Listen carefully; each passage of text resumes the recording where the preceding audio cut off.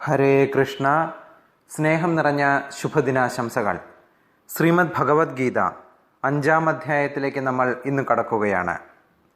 ഭക്തിപൂർവമായിട്ടുള്ള സേവന കർമ്മമാണ് എല്ലാവിധത്തിലുള്ള ശുഷ്കമായ മാനസിക ഊഹാപോഹങ്ങളെക്കാൾ ശ്രേഷ്ഠമെന്ന് ഭഗവാൻ ഈ 5-ാം അധ്യായത്തിൽ വിശദീകരിക്കുകയാണ്. ആത്മാവിനെക്കുറിച്ചും ഭൗതിക ശരീരത്തിൽ സംഭവിക്കുന്ന ആത്മാവിൻ്റെ ബന്ധനാവസ്ഥയെക്കുറിച്ചുമുള്ള പ്രാഥമിക ജ്ഞാനം ഭഗവാൻ നമുക്ക് 2-ാം അധ്യായത്തിലൂടെ തന്നു. ബുദ്ധിയോഗം അല്ലെങ്കിൽ ഭക്തിപൂർവമായ സേവനം കൊണ്ട് ഭൗതിക ബന്ധനത്തിൽ നിന്ന് മോചനം നേടേണ്ടത് എങ്ങനെയാണ് എന്ന് 2-ാം അധ്യായത്തിലൂടെ ഭഗവാൻ വിശദീകരിച്ചു. ജ്ഞാനവേദിയിലേക്ക് ഉയരുന്ന ഒരാൾക്ക്, ജ്ഞാനവേദി എന്ന് പറയുമ്പോൾ ആത്മാവും ശരീരവും എന്താണ് എന്ന് മനസ്സിലാക്കുന്ന, പരമാത്മാവാണ് തങ്ങളെ നിയന്ത്രിക്കുന്നത് എന്ന് മനസ്സിലാക്കുന്ന, മോക്ഷമാണ് തങ്ങളുടെ ജീവിത ലക്ഷ്യമെന്ന് മനസ്സിലാക്കുന്ന, ഭഗവത് സന്നിധിയിലേക്ക് എങ്ങനെയാണ് എത്തുന്നത് എന്ന് മനസ്സിലാക്കുന്ന ജ്ഞാനിയായ ഒരാൾക്ക് കർത്തവ്യങ്ങളായി ഒന്നുമില്ല എന്നാണ് 3-ാം അധ്യായത്തിൽ ഭഗവാൻ പ്രസ്താവിച്ചത്. സമസ്ത യജ്ഞകർമ്മങ്ങളും ജ്ഞാനത്തിലാണ് എത്തി നിൽക്കുന്നത് എന്ന് ഭഗവാൻ പറഞ്ഞു. എന്നാൽ 4-ാം അധ്യായത്തിൻ്റെ അവസാനത്തിൽ അർജുനനോട് ഭഗവാൻ ഉപദേശിച്ചത് ജ്ഞാനത്തിൻ്റെ പരിപൂർണ അവസ്ഥയിൽ ഉണർവോടെ പൊരുതുവാനാണ്. അങ്ങനെ ഭക്തിയുതമായ കർമ്മത്തെയും ജ്ഞാനയുക്തമായ കർമ്മമില്ലായ്മയും അല്ലെങ്കിൽ നൈഷ്കർമ്മത്തെയും ഒരേ സമയം സുപ്രധാനമാണ് എന്ന് ഭഗവാൻ പറയുന്നത് അർജുനന് ആശയക്കുഴപ്പം ഉണ്ടാക്കുകയാണ്. ഇവിടെ അർജുനൻ മനസ്സിലാക്കുന്നത് ഇന്ദ്രിയ പ്രവർത്തനങ്ങളെന്ന നിലയിൽ ചെയ്യപ്പെടുന്ന എല്ലാ പ്രവർത്തികളും മതിയാക്കുക എന്നതാണ് ജ്ഞാനത്തോടെയുള്ള പരിത്യാഗമെന്നാണ് അർജുനൻ മനസ്സിലാക്കിയത്. എന്നാൽ ഭക്തിയുത സേവനത്തിൽ പ്രവർത്തികൾ ചെയ്യണമെങ്കിൽ കർമ്മങ്ങൾ എങ്ങനെ മതിയാക്കും? മറ്റു വിധത്തിൽ പറഞ്ഞാൽ സന്യാസം അല്ലെങ്കിൽ ജ്ഞാനയുക്തമായ പരിത്യാഗം സർവ കർമ്മങ്ങളെയും ഉപേക്ഷിച്ചുകൊണ്ടാവണമെന്ന് അർജുനൻ വിശ്വസിക്കുകയാണ്. കർമ്മത്തെയും സന്യാസത്തെയും ഒരിക്കലും ഇണക്കിക്കൊണ്ടു പോകാൻ ആവില്ല എന്ന് അർജുനന് തോന്നിയതാണ് ഇതിനു കാരണം. പരിപൂർണ ജ്ഞാനത്തോടെ ചെയ്യുന്ന കർമ്മം പ്രതികരണങ്ങൾ ഒന്നും ഉണ്ടാക്കുകയില്ല എന്നും നൈഷ്കർമ്മ്യത്തിന് തുല്യമാണ് എന്നും അർജുനൻ ഒരുപക്ഷെ മനസ്സിലാക്കിയിട്ടുണ്ടാവില്ല. അതുകൊണ്ടാണ് കർമ്മത്തിൽ നിന്ന് ഒഴിഞ്ഞു നിൽക്കുന്നതാണോ പൂർണ്ണ ജ്ഞാനത്തോടെ കർമ്മം ചെയ്യുന്നതാണോ ശ്രേയസ്കരമെന്ന് ഈ അധ്യായത്തിലെ ആദ്യ ശ്ലോകത്തിൽ ഭഗവാനോട് അർജുനൻ ചോദിക്കുന്നത്. ഹരേ കൃഷ്ണ. ശ്രീമതി രാധാറാണിക്കും ശ്രീലപ്രഭുവാജിക്കും ഗുരുമഹാരാജനും മാതാജിക്കും അനന്തകോടി പ്രണാമങ്ങൾ. ആദ്യ ശ്ലോകം അർജുനൻ പറയുന്നതാണ്. അർജുന ഉവാച സന്യാസം കർമ്മണാം കൃഷ്ണ പുനയോഗം ച ശംസസി യത്ശ്രേയ ഏതയോ ഏകം തത്മേ ബ്രൂഹി സുനിശ്ചിതം. അർജുനൻ എപ്പോഴും സുനിശ്ചിതമായ കാര്യങ്ങൾ, ശ്രേയസായ കാര്യങ്ങൾ മാത്രം പറഞ്ഞാൽ മതി എന്ന് അർജുനൻ പറയുന്നത്. ടാബ്ലറ്റ് രൂപത്തിൽ വായിലേക്ക് ഇട്ടു കൊടുക്കുകയാണെങ്കിൽ അത്രയും നന്നായി എന്ന് നമ്മുടെ കുട്ടികൾ വിചാരിക്കുന്നത് പോലെ തന്നെ, വേറെ വ്യത്യാസമൊന്നുമില്ല. ഭഗവാനോട് പറയാണ്, അല്ലയോ കൃഷ്ണ, സന്യാസത്തിൻ്റെ കാര്യം അങ്ങ് പറഞ്ഞു, കർമ്മങ്ങളുടെ പരിത്യാഗം, ഒന്നും ചെയ്യാതെ ബുദ്ധിപരമായി ഭഗവാനെ ധ്യാനിച്ച് മോക്ഷം പ്രാപിക്കാമെന്ന് അങ്ങ് പറഞ്ഞു.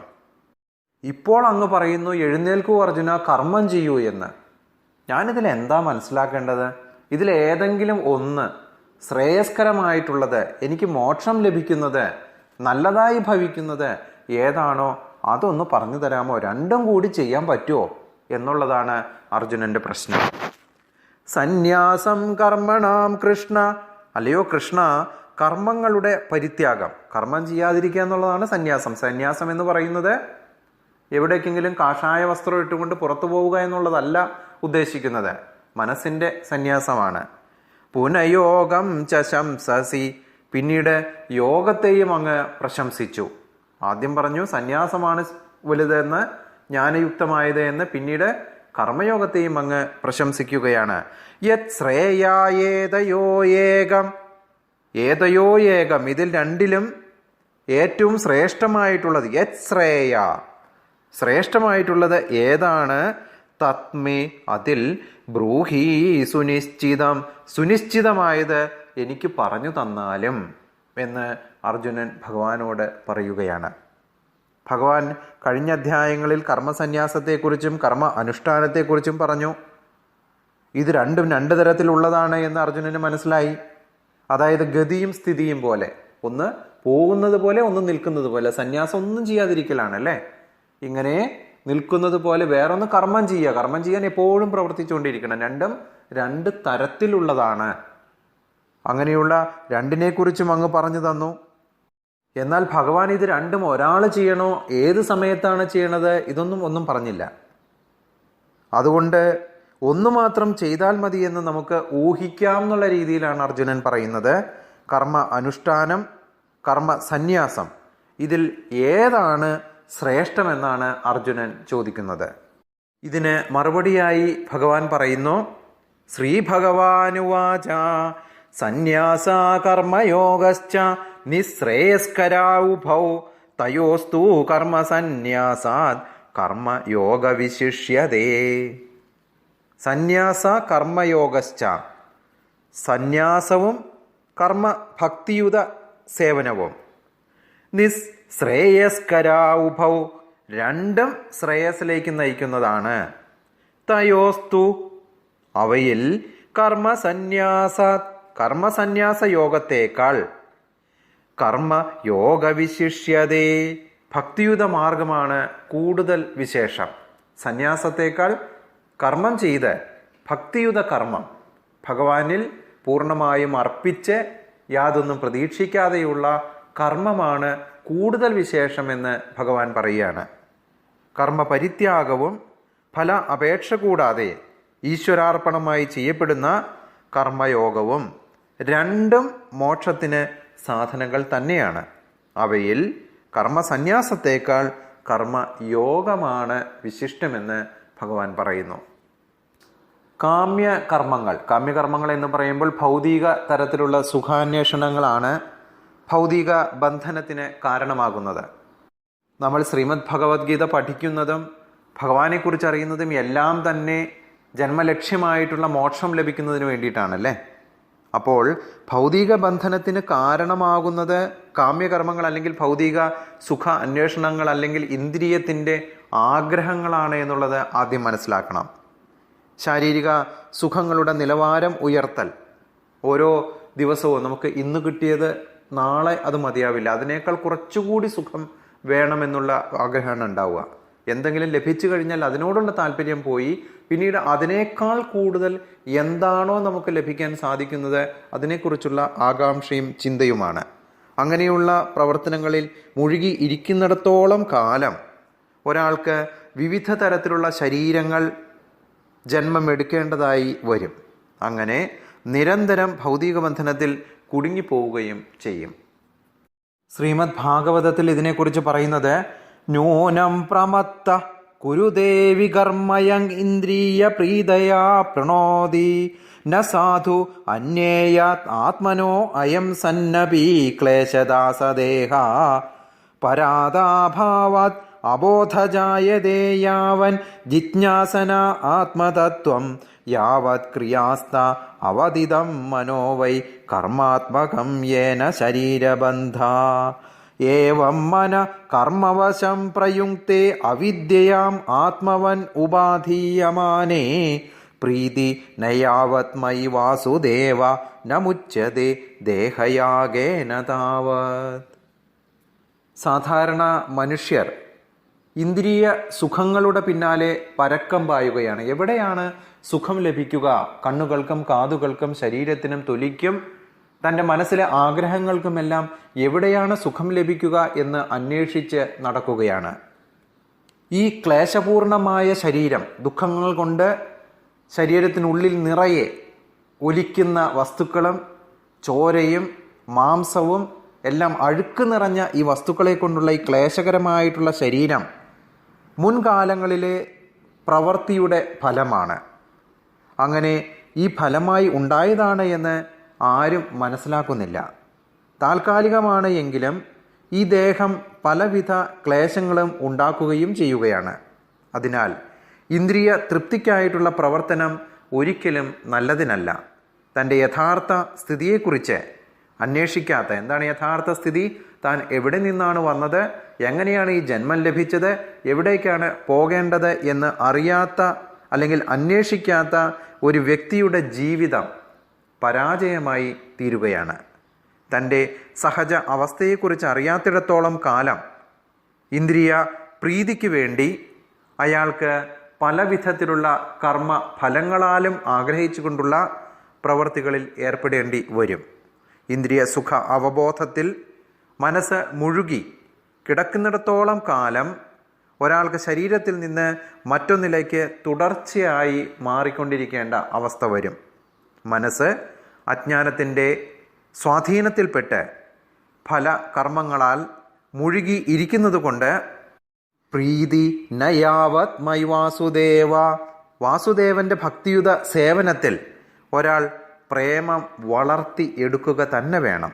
എന്നാൽ മാത്രമേ അയാൾക്ക് ഈ പ്രപഞ്ചത്തിലുള്ള വിവിധ സുഖഭോഗങ്ങളിൽ നിന്നും മുക്തനായി പ്രാപഞ്ചിക ബന്ധനങ്ങളിൽ നിന്ന് മോചനം നേടുവാൻ അവസരം ലഭിക്കുകയുള്ളൂ.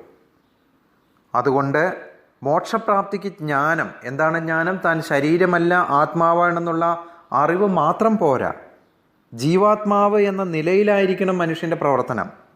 അല്ലെങ്കിൽ ഭൗതിക ബന്ധനത്തിൽ നിന്ന് മോചനം ഉണ്ടാവുകയില്ല. അതുകൊണ്ട് ശരിയായ ജ്ഞാനത്തോടുള്ള കർമ്മങ്ങളാണ് ചെയ്യേണ്ടത്. ഫലോദിഷ്ട കർമ്മങ്ങളുടെ മേഖലയിൽ പ്രവർത്തിക്കാതെ നിർവാഹമില്ലാത്തതുകൊണ്ട് യാതൊരു വിധത്തിലുള്ള ഫലങ്ങളും ആഗ്രഹിക്കാതെയുള്ള കർമ്മങ്ങൾ, ഹരേ കൃഷ്ണ, ജ്ഞാനത്തോടു കൂടിയുള്ള കർമ്മങ്ങളാണ് ഒരാൾ ചെയ്യേണ്ടത് എന്ന് ഭഗവാൻ വിവരിക്കുകയാണ് ഈ ശ്ലോകത്തിലൂടെ. നമ്മളെപ്പോഴും ഓർക്കേണ്ട ഒരു കാര്യം, നമ്മളെപ്പോഴും ഭഗവാന്റെ നിത്യദാസനാണ് എന്നതാണ്. അതായത് ഒരു വലിയ ഗ്രഹത്തിലെ ജോലിക്കാരനാണ് നമ്മൾ എന്ന് വിചാരിക്കണം. അവിടെ ഒരുപാട് തേങ്ങയുണ്ടാകാം, നെല്ലുണ്ടാകാം, പൈസയുണ്ടാകാം, എല്ലാം കൈകാര്യം ചെയ്യേണ്ടതായ അവസ്ഥയും ഉണ്ടാകാം. പക്ഷേ ഇതൊന്നും തന്നെ നമ്മുടേതല്ല. ഒരു നാളികേരം വീണു, ആ നാളികേരം ഉടമസ്ഥൻ്റെ വീട്ടിൽ കൊണ്ട് ഇടാനുള്ള അവകാശം മാത്രമേ നമുക്കുള്ളൂ. അവിടെ ഈ നാളികേരം എൻ്റേതാണ് എന്ന ബോധം ഉണ്ടാകുന്നില്ല. എത്രയോ പൈസകൾ എണ്ണുന്നു, ഈ പൈസകളെല്ലാം യജമാനൻ്റേതാണ്, ഭഗവാന്റേതാണ് എന്നുള്ള ബോധം വേണം. ചിലവഴിക്കുന്ന സമയത്തും അതുപോലെ തന്നെ അത് നീക്കിവെക്കുന്ന സമയത്തും എൻ്റേതാണെന്നുള്ള ബോധമില്ലാതെ താൻ ഒരു യജമാനന് വേണ്ടി പണിയെടുക്കുകയാണ് എന്നുള്ള ബോധത്തോടു കൂടിയുള്ള ജീവിതമാണ് എങ്കിൽ നമ്മുടെ പല അഹങ്കാരങ്ങളും ഇല്ലാതാകും. പ്രാപഞ്ചികതയാ ബുദ്ധ്യ ഹരിസംബന്ധിതാ വസ്തുന മുമുക്ഷുഭി പരിത്യാഗോ വൈരാഗ്യം ഫൽഗുകത്യതേ. ഈ കാണുന്നതെല്ലാം ഈശ്വരൻ്റേതാണ് എന്നും ആരും ഒന്നിനും ഉടമാവകാശം പ്രഖ്യാപിച്ചുകൂടാ എന്നുമുള്ള ബോധം ഉദിക്കുമ്പോഴേ ത്യാഗം പരിപൂർണം ആകുന്നുള്ളൂ. വാസ്തവത്തിൽ യാതൊന്നും ആർക്കും അവകാശപ്പെട്ടതല്ല എന്ന് മനസ്സിലാക്കണം. അപ്പോൾ ത്യാഗത്തിൻ്റെ പ്രശ്നമേ ഉദിക്കുന്നില്ല. എല്ലാം ഭഗവാന്റേതാണ് എന്നറിയുമ്പോൾ എല്ലാവരും ത്യാഗികൾ തന്നെയാവുകയാണ്. ഒരു യജമാനൻ്റെ വീട്ടിൽ പണിക്ക് നിൽക്കുന്ന ആളാകുമ്പോൾ ആ വീട്ടിലുള്ള എല്ലാ സാധനങ്ങളും അദ്ദേഹത്തിൻ്റെ സേവനത്തിന് തന്നെയാണ് ഉപയോഗിക്കേണ്ടത്. സ്വന്തമായി ആരും ഉപയോഗിക്കാറില്ല. ഇതുപോലെ തന്നെ ഇതേ മാനസിക അവസ്ഥയോടെ ആയിരിക്കണം നമ്മുടെ പെരുമാറ്റം. നമ്മൾ ഈ ഭൂമിയിൽ ഭഗവാന്റെ സേവകനാണ് എന്നുള്ള പൂർണ്ണമായ ബോധത്തോടെ എന്ത് പ്രവർത്തികൾ ചെയ്യുമ്പോഴും ഇത് എൻ്റേതല്ല, എൻ്റെ യജമാനൻ്റേതാണെന്നുള്ള ബോധത്തോടു കൂടി ചെയ്യുകയാണ് എങ്കിൽ കർമ്മഫലങ്ങളുടെ പ്രശ്നമേ ഉദിക്കുന്നില്ല. അതുകൊണ്ടാണ് ഭഗവാൻ പറയുന്നത്, ഭഗവാനിൽ പൂർണ്ണമായും അർപ്പിതമായിട്ടുള്ള ഒരു കർമ്മ പരിപക്വത ഏതെങ്കിലും ഒരു യജമാനന് വേണ്ടി ജോലി ചെയ്യുന്നതിലുണ്ടാകുന്ന, അതും യാതൊന്നും പ്രതീക്ഷിക്കാതെ ചെയ്യുമ്പോഴുണ്ടാകുന്നതിനേക്കാൾ പക്വത ഒന്നും ചെയ്യാതെ ഭഗവാനിൽ മാത്രം ശ്രദ്ധ കേന്ദ്രീകരിച്ചിരിക്കുന്നതിൽ ഉണ്ടാകുന്നില്ല എന്ന് പറഞ്ഞ് മനസ്സിലാക്കുകയാണ് അർജുനനോട്. മൂന്നാമത്തെ ശ്ലോകത്തിൽ ജ്ഞേയാസ നിത്യസന്യാസിയോ ന ദ്വേഷ്ടി ന കാംക്ഷതി നിർദ്വന്ദ്വോ ഹി മഹാബാഹോ സുഖം ബന്ധാത് പ്രമുച്യതേ. ജ്ഞേയാസ നിത്യസന്യാസിയോ, നിത്യസന്യാസി എന്ന് അറിയപ്പെടുന്നവൻ ന ദ്വേഷ്ടി ന കാംക്ഷതി. ഏത് വ്യക്തിക്കാണോ അങ്ങനെയുള്ള ഒരു വ്യക്തിക്ക് ദേഷ്യം, ആഗ്രഹം ഒന്നും ഉണ്ടാവില്ല. നിർദ്വന്ദ്വോ ഹി മഹാബാഹോ, അവൻ ദ്വന്ദ്വരഹിതനായി ഇരിക്കുന്നതാണ്. എന്താണ് ദ്വന്ദ്വരഹിതൻ? തണുപ്പില്ല, ചൂടില്ല, സുഖമുണ്ട്, ദുഃഖമുണ്ട്, വിഷമങ്ങളുണ്ട്, വിഷമങ്ങളില്ല, പൈസയുണ്ട്, പൈസയില്ല, ഇങ്ങനെ യാതൊരു ചിന്തയുമില്ല. എൻ്റെ മക്കളാണ്, എൻ്റേതാണ് എന്നുള്ള എൻ്റെ മനോഭാവമില്ല. അങ്ങനെയുള്ള ഒരാൾ സുഖം ബന്ധാത് പ്രമുച്യതേ, ബന്ധനത്തിൽ നിന്ന് അനായാസേന മോചിതനാകുന്നു. ഒന്നും എൻ്റേതല്ല, എനിക്കൊന്നും വേണ്ട എന്നുള്ള ചിന്ത വന്നു കഴിഞ്ഞാൽ പിന്നെ ബന്ധമേ ഇല്ല. അയാൾ ബന്ധനത്തിൽ നിന്നും മോചിതൻ ആവുകയാണ്. അല്ലയോ അർജുന, ആരാണോ ദോഷിക്കുകയും ഇച്ഛിക്കുകയും ചെയ്യാതെയിരിക്കുന്നത് അവൻ നിത്യ സന്യാസിയായി അറിയപ്പെടുകയാണ്. കാരണം അവൻ സുഖദുഃഖ ദ്വന്ദ്വരഹിതനാണ്. കർമ്മബന്ധത്തിൽ നിന്നും അങ്ങനെ വരുമ്പോൾ എളുപ്പത്തിൽ മോചിതനാകുന്നു. ആഗ്രഹങ്ങളില്ലാതെ ഒരാൾ പ്രവർത്തിക്കുകയാണ് എങ്കിൽ അയാൾ ത്യാഗിയായി മാറും. കാരണം ഒന്നും എൻ്റേതല്ല, എന്ത് വേണമെങ്കിലും ആർക്ക് വേണമെങ്കിലും എടുക്കാമെന്നുള്ള പ്രവൃത്തിയോട് കൂടി ചെയ്യുന്ന ഒരാൾ ഏതൊരു കർമ്മമായാലും അത് ത്യാഗമായി മാറുകയാണ്. നമ്മൾ അറിയേണ്ടതായിട്ടുള്ളൊരു കാര്യം, താനും ഭഗവാന്റെ ഒരു അംശം മാത്രമാണ്. ഭഗവാന്റെ എല്ലാ ഗുണങ്ങളും നമ്മളിലുമുണ്ട്. പക്ഷേ അതിൻ്റെ അളവിൽ മാത്രമേ വ്യത്യാസമുള്ളൂ. ഒരു സമുദ്രത്തിലെ ഒരു തുള്ളി ജലം, അതാണ് നമ്മൾ ഓരോരുത്തരും. ഒരു ആത്മാവ്, ഭഗവാൻ എന്ന് പറയുന്നത് സമുദ്രം തന്നെയാണ്. അതിന് രണ്ടിനെയും ഒരുപോലെ സങ്കല്പിക്കാൻ സാധ്യമല്ല. പക്ഷെ നമ്മൾ മനസ്സിലാക്കേണ്ട കാര്യം, ആ ഭഗവാൻ എന്ന സമുദ്രത്തിലെ ഒരു തുള്ളി വെള്ളം ആയതുകൊണ്ട് അതിൻ്റെ എല്ലാ ഗുണങ്ങളും നമ്മളിലുണ്ട് എന്നുള്ളതാണ് നമ്മൾ മനസ്സിലാക്കേണ്ടത്. അതാണ് ശരിയായിട്ടുള്ള അതീന്ദ്രിയ ജ്ഞാനം. താനും ഭഗവാന്റെ അംശമാണ്, തനിക്ക് ഭഗവത് ധാമത്തിലേക്ക് തിരിച്ചു പോകണം, യാതൊരു വിധത്തിലുള്ള കർമ്മഫലങ്ങളും ആഗ്രഹിക്കാതെ, ഇതൊന്നും തൻ്റേതല്ല, വളരെ കുറച്ച് നാളത്തേക്ക് വേണ്ടി മാത്രം ഭഗവാൻ വാടകയ്ക്ക് തന്നിരിക്കുന്നതാണ്, അല്ലെങ്കിൽ ഭഗവാന്റെ ഒരു നിത്യസേവകനായി പ്രവർത്തിക്കുന്നതിനുള്ള ഒരു അവസരമാണ് തനിക്ക് കിട്ടിയിരിക്കുന്നത് എന്നുള്ള ബോധത്തോടു കൂടി പ്രവർത്തിക്കുകയാണ് എങ്കിൽ യാതൊരുവിധ കർമ്മഫലങ്ങളും ഉണ്ടാവില്ല. ചെയ്യുന്ന ഓരോ പ്രവൃത്തിയും ത്യാഗമായി മാറുകയും ചെയ്യും. 4-ാമത്തെ ശ്ലോകം. സാഖ്യയോഗോ പൃഥക് ബാല പ്രവദന്തീന പണ്ഡിത ഏകം അഭി അസ്ഥിത സമ്യാക് ഉഭയോ വിന്ദതേ ഫലം. സംഖ്യയോഗോ പൃഥക് ബാല, സംഖ്യാസിദ്ധാന്തവും ഭക്തി സേവനവും വെവ്വേറെ ആണ് എന്ന് വിചാരിക്കുന്നവൻ പൃഥക് ബാല, അല്പബുദ്ധികളാണ്. എന്താണ് ഈ സംഖ്യാസിദ്ധാന്തം?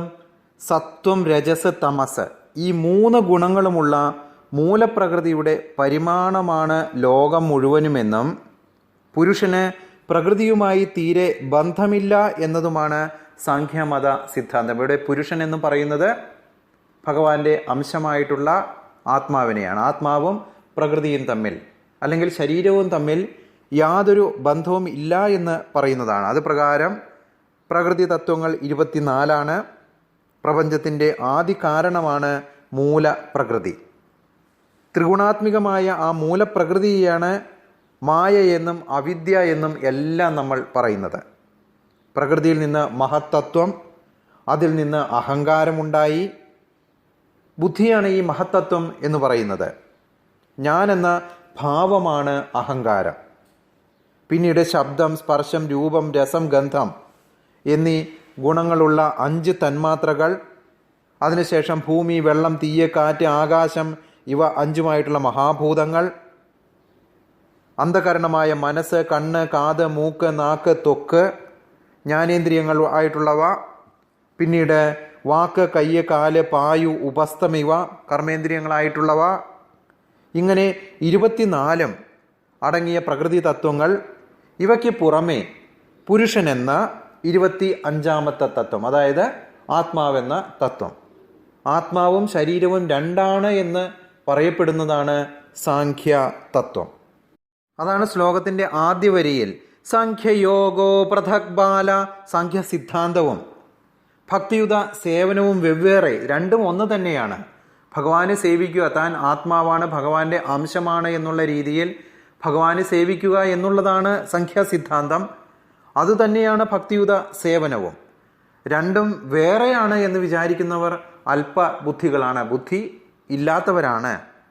പ്രവദന്തീന പണ്ഡിത, അങ്ങനെയുള്ളവർ പണ്ഡിതർ അല്ല. ഏകം അഭി അസ്ഥിത, ഒന്നിൽ വഴി പോലെ ആശ്രയിക്കുന്നവൻ. ഏകം അഭി അസ്ഥിത സമ്യക്, ഏതെങ്കിലും ഒന്നിൽ, സംഖ്യാസിദ്ധാന്തമായാലും കർമ്മയോഗമായാലും ഏതെങ്കിലും ഒന്നിൽ, ഉഭയോ വിന്ദതേ ഫലം, രണ്ടിൻ്റെയും ഫലം ഒന്ന് തന്നെയാണ്. ഏത് പ്രവൃത്തി ചെയ്താലും കുഴപ്പമില്ല, ഫലം മോക്ഷം എന്നുള്ളതാണ്. രണ്ട് ചെയ്താലും വിരോധമൊന്നുമില്ല, ഏത് വേണമെങ്കിലും നിനക്കാവാം, രണ്ടിൻ്റെയും ഫലം ഒന്ന് തന്നെയാണ്. സന്യാസം വേറെ കർമ്മയോഗം വേറെ എന്ന് അജ്ഞാനികൾ മാത്രമേ പറയുള്ളൂ, വിവേകികൾ അതൊന്നും പറയുന്നില്ല. എന്നാൽ ഏതെങ്കിലും ഒന്നിനെ അനുഷ്ഠിച്ച് രണ്ടിൻ്റെ ഫലം സിദ്ധിക്കുവാൻ കഴിയുകയും ചെയ്യും എന്ന് ഭഗവാൻ പറയുകയാണ്. 5-ാമത്തെ ശ്ലോകം. യത് സാഖ്യേ പ്രാപ്യതേ സ്ഥാനം തത് യോഗേ അഭിഗമ്യതേ ഏകം സാഖ്യം ച യോഗം ച യ പശ്യതി സപശ്യതി. യത് സാഖ്യേ പ്രാപ്യതേ സ്ഥാനം, ആരാണോ സംഖ്യാശാസ്ത്രത്തിൽ സ്ഥാനം പ്രാപിക്കപ്പെടുന്നത്, തത് യോഗേ അഭിഗമ്യതേ, അത് ഭക്തിയുത സേവനത്തിലും നേടാം. കാരണം രണ്ടും ഒന്ന് തന്നെയാണ്. ഒന്ന് ആത്മാവിനെയും ശരീരത്തെയും കുറിച്ചുള്ള വിശദമായ പഠനമാണ് സംഖ്യ, മറ്റേത് ഭഗവാൻ ആണ് എല്ലാത്തിൻ്റെയും കാരണം എന്ന് അറിഞ്ഞുകൊണ്ടുള്ള ഭഗവത് സേവ. രണ്ടും ഒന്ന് തന്നെയാണ്. ഏകം സാഖ്യം ച യോഗം ച, ഭക്തി സേവനമായാലും വിശകലന പഠനമായാലും ഒന്നാണ് എന്ന് മനസ്സിലാക്കി, യ പശ്യതി സപശ്യതി, വസ്തുക്കളെ കാണുന്നതാണ് യഥാർത്ഥമായി വസ്തുതകളെ അറിയുന്നത് എന്ന് ഭഗവാൻ പറയാണ്. ജ്ഞാനനിഷ്ഠന്മാരായിട്ടുള്ള സന്യാസികളാൽ ഏത് സ്ഥാനം പ്രാപിക്കപ്പെടുന്നുവോ ആ സ്ഥാനം തന്നെ കർമ്മയോഗികളാലും പ്രാപിക്കപ്പെടും. സംഖ്യയോഗത്തെയും കർമ്മയോഗത്തെയും ഒന്നായി കാണുന്നവൻ ആരാണോ അവനാണ് പരമാർത്ഥമായി യോഗത്തെ കാണുന്നത്. ജ്ഞാനനിഷ്ഠരായ സന്യാസികൾ മോക്ഷമെന്ന് പറയപ്പെടുന്ന ഏതൊരു സ്ഥാനത്തെ പ്രാപിക്കുന്നുവോ അതേ സ്ഥാനത്ത് തന്നെ യോഗികൾക്കും എത്താൻ സാധിക്കും. സ്വാർത്ഥമായി യാതൊരു ഫല ഇച്ഛയും ഇല്ലാതെ സകലതും ഈശ്വരാർപ്പണമായി ചെയ്ത് ജ്ഞാനപ്രാപ്തി സാധനയായി ഏവനാണോ കർമ്മം ചെയ്യുന്നത് അവനാണ് യോഗികൾ. ഏതൊരു തത്വചിന്തകരമായ പ്രവർത്തനങ്ങളാണ് എങ്കിലും ഗവേഷണങ്ങളാണ് എങ്കിലും യഥാർത്ഥമായിട്ടുള്ള ഉദ്ദേശം, ജീവിതത്തിൻ്റെ പരമലക്ഷ്യം ആയിട്ടുള്ള ഭഗവാനെ അറിയുക എന്നത് തന്നെയാണ്. അങ്ങനെ ജീവിത ലക്ഷ്യം ആത്മസാക്ഷാത്കാര്യമാണ് എന്ന് അറിയവേ അതിലേക്കെത്തുന്ന ഏതൊരു പദ്ധതിയായാലും അന്തിമമായ ഫലത്തിൽ യാതൊരു വ്യത്യാസവും ഇല്ല. സംഖ്യാസിദ്ധാന്തത്തെ മുൻനിർത്തിക്കൊണ്ടുള്ള ഗവേഷണം ജീവസത്ത പരമാത്മാവിൻ്റെ അംശമാണ് എന്ന് മനസ്സിലാക്കൽ, ഭൗതിക പ്രപഞ്ചത്തിൻ്റേതല്ല എന്ന് മനസ്സിലാക്കൽ, ഇവയിലേക്കൊക്കെ തന്നെയാണ് കൊണ്ടുചെന്നെത്തിക്കുന്നത്. അതുകൊണ്ട് ജീവാത്മാവിന് ഭൗതിക പ്രപഞ്ചവുമായി യാതൊരു ബന്ധവുമില്ല എന്ന് മനസ്സിലാക്കുന്നു. അവൻ്റെ പ്രവർത്തികൾക്ക് ഭഗവാനുമായിട്ടാണ് ബന്ധമുണ്ടായിരിക്കേണ്ടത്. ഭഗവത് സേവനങ്ങൾ കർമ്മം ചെയ്യുമ്പോഴാണ് ജീവൻ തൻ്റെ സ്വരൂപാവസ്ഥയിൽ സ്ഥിതി ചെയ്യുന്നത്. സാഖ്യായോഗത്തിൽ ഒരാൾ ആദ്യം ചെയ്യേണ്ടത് താനും എന്ന ആത്മാവും ശരീരവും രണ്ടാണ് എന്ന് മനസ്സിലാക്കി തൻ്റെ ബന്ധം വിച്ഛേദിക്കലാണ്. പുറത്തുനിന്നുള്ള ബന്ധങ്ങൾ എന്തൊക്കെയാണ് അതെല്ലാം വിച്ഛേദിക്കലാണ് സംഖ്യായോഗത്തിൽ ചെയ്യുന്നത്. ഭക്തിയോഗത്തിലാകട്ടെ കൃഷ്ണ അവബോധ പ്രവർത്തനങ്ങളുമായി ബന്ധം സ്ഥാപിക്കലുമാണ്. ഇത് തന്നെയാണ് രണ്ടിൻ്റെയും തമ്മിലുള്ള വ്യത്യാസവും. ഒരു പ്രക്രിയ വിരക്തിയെയും മറ്റേത് ആസക്തിയെയും ലക്ഷ്യമാക്കുന്നു എന്ന് ബാഹ്യമായി തോന്നാമെങ്കിലും വാസ്തവത്തിൽ രണ്ടും ഒന്ന് തന്നെയാണ്. ഭൗതിക വസ്തുക്കളോടുള്ള വിരക്തിയും ഭഗവാനോടുള്ള ആസക്തിയും ആണ് എന്ന് മാത്രം. ഇത് മനസ്സിലാക്കുന്ന ഒരാൾ